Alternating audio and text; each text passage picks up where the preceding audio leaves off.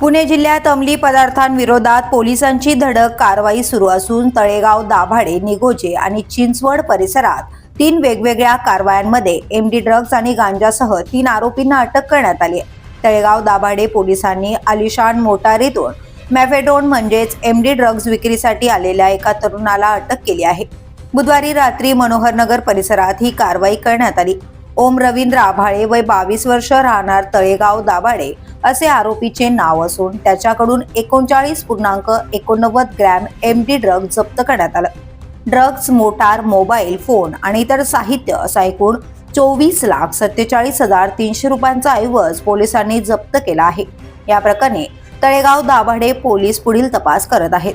तर दुसऱ्या घटनेत निगोजे येथे गांजाची बेकायदेशीर विक्री करण्यासाठी आलेल्या एका व्यक्तीस पोलिसांनी अटक केली आहे. गुरुवारी सायंकाळी जिल्हा परिषद शाळेसमोर ही कारवाई करण्यात आली.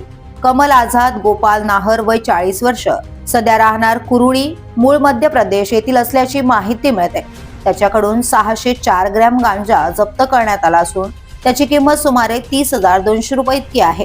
या प्रकरणाचा तपास दक्षिण माळुंगे पोलीस करत आहेत. तर तिसऱ्या कारवाईत चिंचवड येथील बिजलीनगर परिसरात विक्रीसाठी गांजा बाळगणाऱ्या एका तरुणाला पोलिसांनी सापळा रचून ताब्यात घेतले. सलीम मोहम्मद बागवान वय 26 वर्ष, राहणार चिंचवडे नगर असे आरोपीचे नाव असून त्याच्याकडून 518 ग्रॅम गांजा जप्त करण्यात आलाय. जप्त केलेल्या गांजाची किंमत सुमारे 27,000 रुपये इतकी आहे. या प्रकरणाचा तपास चिंचवड पोलीस करत आहेत.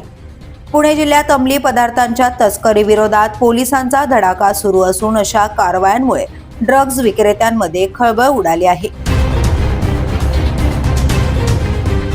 The police news bureau, Pune.